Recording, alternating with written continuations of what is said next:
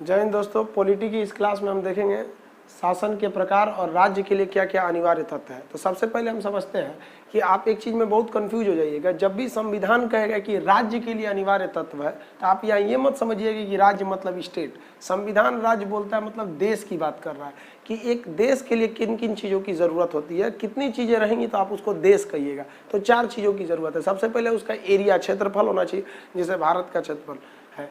उसी तरह उस क्षेत्रफल के बाद उसमें जनसंख्या होनी चाहिए, तो जनसंख्या भी जरूरी है उसके लिए।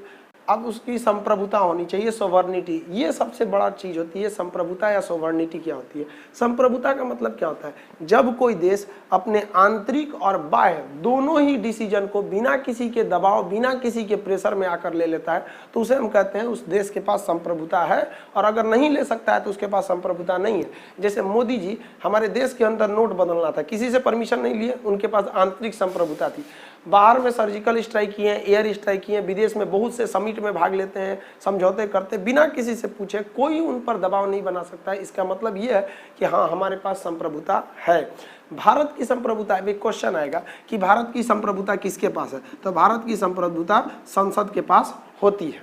तो आप समझ गए संप्रभुता क्या होती है। अब शासन, हाँ, उस देश के पास शासन भी रहना चाहिए, एक बड़ा सा किसी न किसी के पास शासन। जैसे देश की बात करेंगे तो शासन 2 लोगों के पास है, प्रधानमंत्री रियल रूप में, राष्ट्रपति केवल ऑफिशियली रूप में होता है। तो ये 4 चीज़ों के पास अगर जिनके पास है उन्हें हम राज्य यानी देश कहेंगे। यहाँ राज्य मतलब स्टेट मत समझिएगा। अब बात करते हैं क्या बिहार एक देश है? तो जेन्युइन बात है, आप कहेंगे कि कैसा मजाक वाला क्वेश्चन है, नहीं है। लेकिन चलिए चेक करते हैं। बिहार के पास एरिया है, बिहार की बात जनसंख्या है, बिहार के पास शासन है नीतीश कुमार का वर्तमान समय में। लेकिन क्या बिहार सरकार के पास संप्रभुता है? नहीं है। बिहार सरकार नहीं रोक सकती है केंद्र सरकार के कुछ फैसलों को। जैसे नोट बदला गया, बिहार सरकार के पास संप्रभुता रहती थी, नीतीश कुमार कहते हैं कि मेरा पुराना वाला ही नोट चलेगा। नहीं है, बिहार सरकार के पास संप्रभुता नहीं है, इसलिए बिहार सरकार क्या है? एक राज्य है। तो राज्य और देश में सबसे बड़ा यही डिफरेंस हो जाता है कि देश के पास ये चारों चीजें होती हैं, जबकि स्टेट यानी राज्य के पास संप्रभुता छोड़कर ये तीनों चीजें ही होती हैं। अब बात आती है शासन के प्रकार। अब आप सबसे बड़ा कंफ्यूजन होता है लड़कों को, शासन में कितने प्रकार हो जाते हैं? शासन के बहुत सारे प्रकार आप देखे होंगे। आज हम लोग इसको समझते हैं क्या होता है। जैसे एक आता है राजशाही, एक होती है तानाशाही, एक होता है साम्यवादी जिसे कहते हैं कम्युनिस्ट, एक होता है गणराज्य, गणतंत्र जिसको बोलते हैं गणराज्य, एक होता है लोकतंत्र। अब भारत किस में आता है? संसदात्मक लोकतंत्र, अध्यक्षात्मक लोकतंत्र, प्रत्यक्ष लोकतंत्र, अप्रत्यक्ष लोकतंत्र, संसदात्मक हो गया। फिर उसके बाद आता है आपका संघीय व्यवस्था, एकात्मक व्यवस्था। इन सब के बारे में आज हम लोग डिटेल से चर्चा करते हैं। चलिए देखते हैं। देखिए, दुनिया में अगर आप शासन की बात करिएगा तो ये आपको 5 टाइप के शासन देखने को मिलेंगे। अब हम लोग स्टार्ट करते हैं राजतंत्र से।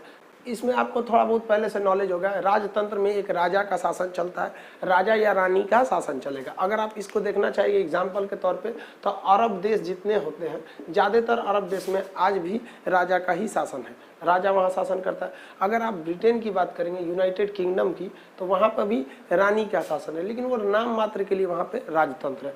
तो वो क्या हो गया? मोनार्की। इसमें राजा का शासन चलता है। ये अच्छा भी हो सकता है, खराब भी हो सकता है, ये डिपेंड करता है राजा पर। इस पर जनता का कोई दबाव नहीं रहता है। अब आप बात करेंगे मुगल राज में। भारत में पहले तो राजतंत्र ही चला करते थे।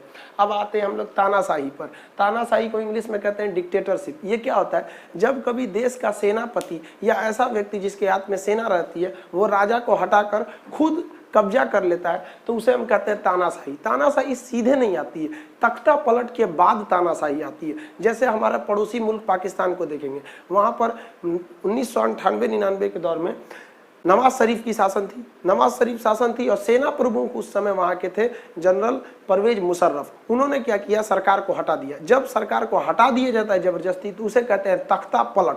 तख्ता पलट के बाद पाकिस्तान का शासन चला गया परवेज मुशर्रफ के बाद, और परवेज मुशर्रफ हो गए सैनिक शासक। सैनिक शासकों को हम लोग तानाशाही के नाम से जानते हैं। जैसे आप पुराना पाकिस्तान देख लीजिएगा, वो क्या थे? तानाशाही। अगर आप उत्तरी कोरिया की बात करेंगे तो उत्तरी कोरिया भी क्या है? एक तानाशाह है। अगर आप इराक की बात करेंगे, इराक के सद्दाम हुसैन तानाशाह थे। सीरिया के बशर अल असद तानाशाह थे। आप होस्नी मुबारक मिस्र की बात करिए, तानाशाह थे।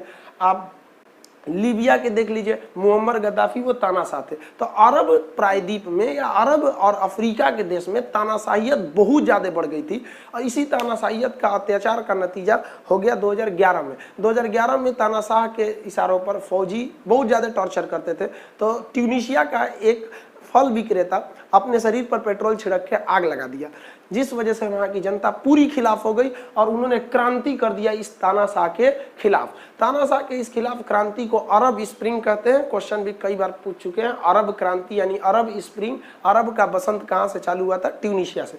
अब बात करते हैं हम लोग कम्युनिस्ट की। साम्यवाद किसे कहा जाता है? साम्यवाद, आप इसको तानाशाहियत का आपको कई एग्जाम्पल जो हमने बोला आप उसको नोट कर सकते हैं।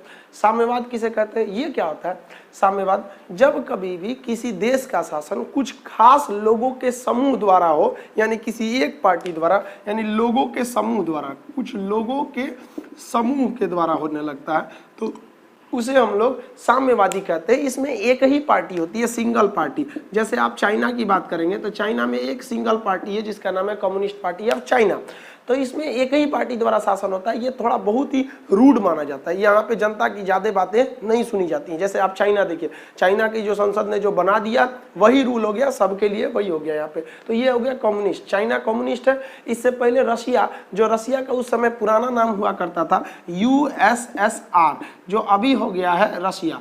आप देखिए USSR में 15 देश हुआ करते थे, जिसके टूट गया 15 देश इसमें टूट गया, जिसका पूरा नाम होता है union of Soviet socialist Republic, जिसे आप लोग शॉर्टकट में सोवियत संघ के नाम से जानते थे। सोवियत संघ 1991 की स्थिति में 1991 में टूटकर यह रसिया नाम का देश बन गया। तो अभी फिलहाल चाइना एक कम्युनिस्ट देश है। अब बात करते हैं गणराज्य किसे कहा जाता है। गणराज्य क्या होता है? जब कभी भी देश के प्रमुख का चुनाव हो, देश के प्रमुख का चुनाव, तो उसे हम कहते हैं गणराज्य। देश का प्रमुख जैसे हमारे लिए है राष्ट्रपति, देश का प्रमुख, भारत की बात करेंगे तो भारत के देश के प्रमुख है राष्ट्रपति। तो राष्ट्रपति का अगर चुनाव हो रहा है तो हम उसे कहेंगे गणराज्य। ठीक है। अब लोकतंत्र किसे कहेंगे? तो शासन के प्रमुख का अगर चुनाव होने लगे, शासन के प्रमुख का चुनाव। अब हमारे शासन के प्रमुख कौन है? PM। तो अगर शासन के प्रमुख का चुनाव हो रहा है तो उसे कहेंगे लोकतंत्र। लेकिन देश के प्रमुख का चुनाव होगा तो उसे कहेंगे गणराज्य। गणराज्य में देश के प्रमुख का चुनाव अप्रत्यक्ष होता है, और लोकतंत्र में शासन के प्रमुख का चुनाव प्रत्यक्ष होता है, जैसे हमारे देश में अभी चल रहा है। अब आप कहिएगा तब तो भारत में दोनों है, हमारे देश के प्रमुख राष्ट्रपति हैं उनका भी चुनाव होता है, और हमारे देश के शासन के प्रमुख प्रधानमंत्री हैं उनका भी चुनाव होता है। तब तो हमारा देश दोनों है, एकदम कंफर्म दोनों है। अब हमारे देश की संविधान की प्रस्तावना प्रीएम्बल को पढ़िए। हम भारत के लोग भारत को एक संपूर्ण प्रभुत्व संपन्न समाजवादी पंथ निरपेक्ष एवं लोकतंत्रात्मक गणराज्य बनाने के लिए, यानी भारत लोकतंत्र भी है और गणराज्य भी है। अब इसमें हमको सबसे ज्यादा प्रमुखता से ध्यान देना है लोकतंत्र में, कि लोकतंत्र दो प्रकार के होते हैं, प्रत्यक्ष लोकतंत्र और अप्रत्यक्ष लोकतंत्र। आगे बढ़ेंगे, जब तक आप इसको एक छोटा सा स्क्रीनशॉट ले लीजिए।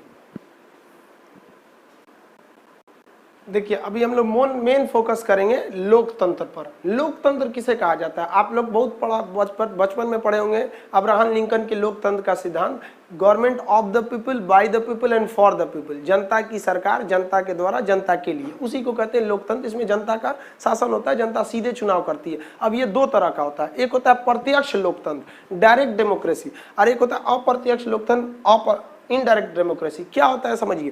प्रत्यक्ष लोकतंत्र में जनता खुद ही अपना नियम बनाती है, खुद अपना डिसीजन लेती है, वहां पर नेता लोग डिसीजन नहीं लेते हैं। इसकी एक खराबी क्या है, ये भारत जैसे बड़े देश में संभव नहीं है। आप भारत की 120 करोड़ जनसंख्या को संसद में घुसा दीजिएगा कि तुम ही भाई कानून बनाओ, फट जाएगा संसद, वहां पे पॉसिबल ही नहीं है भारत में। ये छोटे देश में संभव है, जैसे स्विट्जरलैंड में, स्विस में है स्विट्जरलैंड में, यहाँ प्रधानमंत्री राष्ट्रपति का कार्यकाल केवल 1 साल का होता है स्विट्जरलैंड में। स्विट्जरलैंड ये एक प्रत्यक्ष लोकतंत्र है, ये केवल छोटे जनसंख्या और छोटे क्षेत्रफल वाले देश में ही पॉसिबल है। भारत जैसे बड़े देश में ये पॉसिबल ही नहीं है। अब हम आते हैं तो भारत में क्या पॉसिबल है। भारत में जो पॉसिबल है वो अप्रत्यक्ष लोकतंत्र है। क्या होता है अप्रत्यक्ष लोकतंत्र? तो हम लोगों ने क्या किया कि नेता चुनना चालू किया। 10 लाख की आबादी पर एक सांसद चुने, जो अभी लास्ट चरण का मतदान आज हो रहा है, आप देख रहे होंगे। तो ये अप्रत्यक्ष लोकतंत्र क्या होता है, इसमें 10 लाख की आबादी पर एक सांसद चुना जाता है और कहा जाता है कि उस सांसद की आवाज 10 लाख जनसंख्या का आवाज है, इसलिए हमें सांसद अच्छा चुनकर भेजना चाहिए, गलत चुनिएगा गलत कानून बनाएगा। तो 10-10 लाख की आबादी पर सांसद चुनते हैं, इस तरह से लोकसभा में टोटल 545 पहुंचते हैं। ये अलग बात है कि 543 की 545 की 552, वो हम लोग नेक्स्ट वीडियो में उसकी चर्चा करेंगे। तो भारत एक अप्रत्यक्ष लोकतंत्र है, अमेरिका भी एक अप्रत्यक्ष लोकतंत्र, वहां भी सांसद का चुनाव होता है। यानी जितने देश लोकतंत्र हैं और अगर वो एरिया में बड़े हैं तो उनमें अप्रत्यक्ष लोकतंत्र ही होगा, छोटे छोटे नेता चुनेंगे 10 लाख की आबादी पर एक बार और उनको ही 5 साल का कार्यकाल दिया जाएगा। अब अप्रत्यक्ष लोकतंत्र को अगर ध्यान से देखिएगा तो दो तरह से होता है, एक होता है अध्यक्षात्मक, एक होता है संसदीय। अध्यक्षात्मक मतलब क्या होता है कि दो तरह के शासन होते हैं। देखिए अध्यक्षात्मक लोकतंत्र क्या होता है, इसमें औपचारिक यानी मतलब बस ऐसे नाम के लिए, और वास्तविक मतलब रियल शासन दोनों एक ही व्यक्ति के पास होता है, जैसे राष्ट्रपति के पास होता है। जैसे आप बात करेंगे यूएस से डोनाल्ड ट्रंप साहब की, देश के औपचारिक भी वही है, वास्तविक भी वही है, वहां कोई प्रधानमंत्री की जरूरत नहीं है, तो इसे कहते हैं अध्यक्षात्मक लोकतंत्र। अब अध्यक्षात्मक लोकतंत्र कैसा होता है, अप्रत्यक्ष होता है। अब हम बात करते हैं अप्रत्यक्ष की दूसरी कैटेगरी, संसदीय लोकतंत्र क्या होता है। जब औपचारिक के रूप में राष्ट्रपति को दे दीजिएगा कि भैया ये नाम के लिए है, कोई काम हम नहीं है, हमारे राष्ट्रपति का कोई खास काम नहीं होता है, उनको रायसीना की पहाड़ी पर रख दिया जाता है। वास्तविक रूप से देखेंगे तो प्रधानमंत्री होता है। आप देखिए देश में विकास होगा तो प्रधानमंत्री की नाम लिया जाएगा, और विकास नहीं होगा तो गाली भी सुनेंगे तो प्रधानमंत्री ही सुनेंगे। हमारे यहाँ औपचारिक और वास्तविक दोनों अलग अलग है, तो उसे हम क्या कहते हैं, संसदीय लोकतंत्र। अब आप भारत के बारे में सोचिए कि भारत इन कैटेगरी में किस में आता है, तो लोकतंत्र में आता है।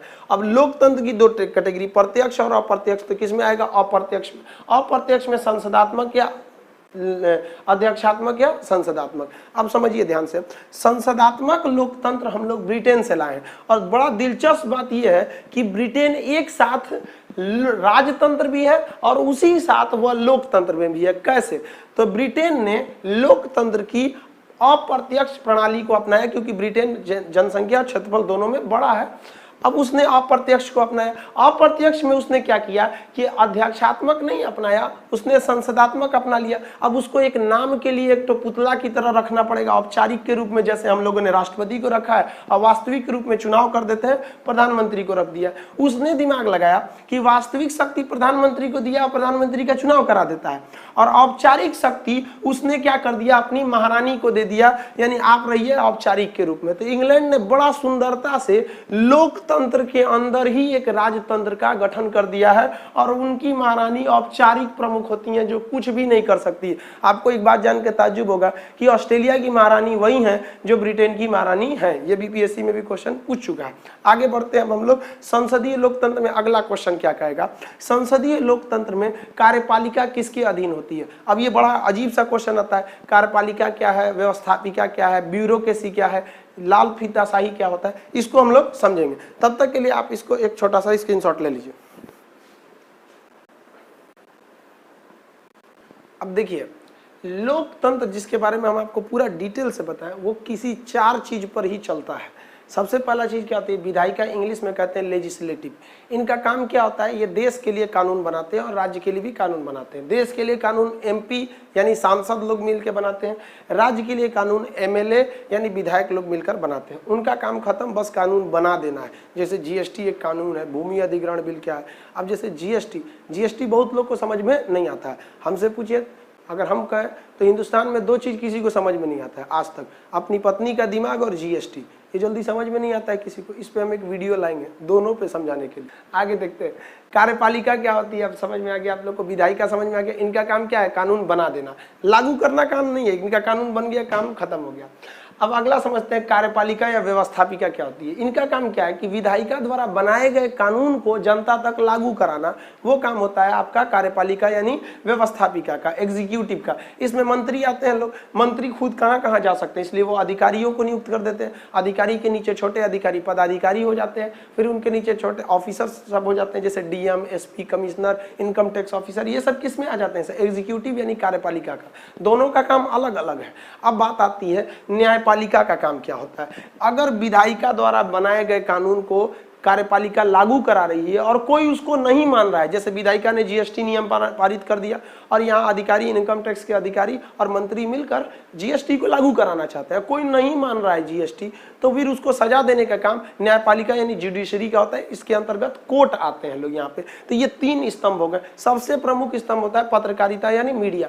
इन तीनों स्तंभ में कहीं पे भी अगर कोई गलती होगा, यानी लोकतंत्र के चारों पिलर में कहीं पे भी भ्रष्टाचार होगा, चाहे वो विधायिका में कोई गलत कानून बने या फिर पैसे देकर अधिकारी कुछ गलत काम कराएं या न्यायालय में किसी को देर से कुछ न्याय मिले, तो उन सारी चीजों को उजागर करता है आपकी पत्रकारिता यानी मीडिया लोकतंत्र का चौथा स्तंभ है। अब आपसे क्वेश्चन क्या पूछता है, पहले जो जिसमें आपने स्क्रीनशॉट लिया था, संसदीय लोकतंत्र में कहेगा कि संसदीय लोकतंत्र में कौन किसके अधीन रहता है। तो देखिए है इनडायरेक्टली तो सब अपने अपने स्वतंत्र है सब, लेकिन कार्यपालिका यानी मंत्री, अगर मंत्री लोग अच्छा से काम नहीं कर रहे हैं तो संसद के अंदर उन पर क्वेश्चन पूछा जाता है लोकसभा के अंतर्गत। इसीलिए पूछा भी जाता है, क्वेश्चन भी कहा जाता है कि मंत्री परिषद किसके प्रति उत्तरदायी होती है, यानी उनसे सवाल कौन पूछ सकता है, तो लोकसभा में पूछा जा सकता है। और अकेले एक सिंगल मंत्री से पूछना है तो राष्ट्रपति पूछते हैं। तो बताइए कार्यपालिका अगर अच्छा से काम नहीं करेगी तो इनसे क्वेश्चन मंत्री लोगों से कहां पूछा जाएगा, संसद के अंदर।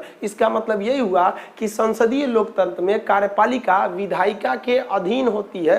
यानी अगर आप सिंपली अगर ऐसे बात करेंगे तो ये इसको मान लीजिए विधायिका अगर इस बार को मानते हैं तो विधायिका के अंदर कौन होता है, कार्यपालिका। ये संसदीय लोकतंत्र में होता है, ये आपसे क्वेश्चन पूछे जाते हैं। तो उम्मीद करते हैं ये चारों समझ गए होंगे आप लोग। इसका एक छोटा सा स्क्रीनशॉट लीजिए। देखिए अब शासन भी 2 तरह से हो जाएंगे, एक हो जाएगा एकात्मक शासन, एक हो जाता है संघात्मक शासन। एकात्मक शासन किसे कहा जाता है, वैसा शासन जिसमें देश और राज्य दोनों एक ही व्यक्ति के हाथ में हो, दोनों एक ही जगह पे हो, एक ही जगह से शासन किया जाता होगा, देश और राज्य दोनों का, तो उसे हम लोग कहते हैं एकात्मक व्यवस्था। जैसे ब्रिटेन यानी यूनाइटेड किंगडम में एकात्मक व्यवस्था है, जबकि भारत में देखिएगा एकात्मक नहीं है। भारत में देश में प्रधानमंत्री होते हैं, राज्य में मुख्यमंत्री होते हैं, दोनों अपना शासन पैरेलल करते रहते हैं सब। अब देखते हैं संघात्मक क्या होता है।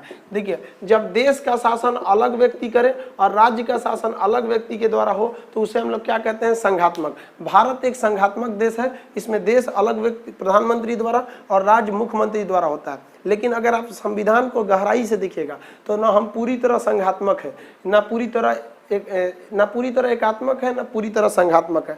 इसलिए भारत को हम अर्ध संघात्मक या एकात्मक और संघात्मक का स्वरूप कहते हैं। कैसे, देखिए अगर राज्य को पूरी तरह खत्म कर दीजिएगा, राज्य को पावर नहीं दीजिएगा तो एकात्मक हो जाएगा। लेकिन बहुत से जगह भारत में एकात्मक के गुण को लिया गया। जैसे राज्य का कोई कानून तब तक कानून नहीं बनेगा जब तक राज्यपाल साइन न कर दे, और राज्यपाल प्रधानमंत्री भेजा रहता है उनको, यानी कि इनडायरेक्टली राज्यपाल के हाथ में आ गया है राज्य। तो एक तरह से ये एकात्मक के गुण को दिखा रहा है। देश के लिए कानून यानी एकहरी न्यायपालिका है, संसद में जो कानून बन गया वही सुप्रीम कोर्ट उसको लागू कराएगा, हाई कोर्ट लागू कराएगा, राज्य उसमें कुछ नहीं कर सकता है। यानी भारत संघात्मक है लेकिन 80% संघात्मक है।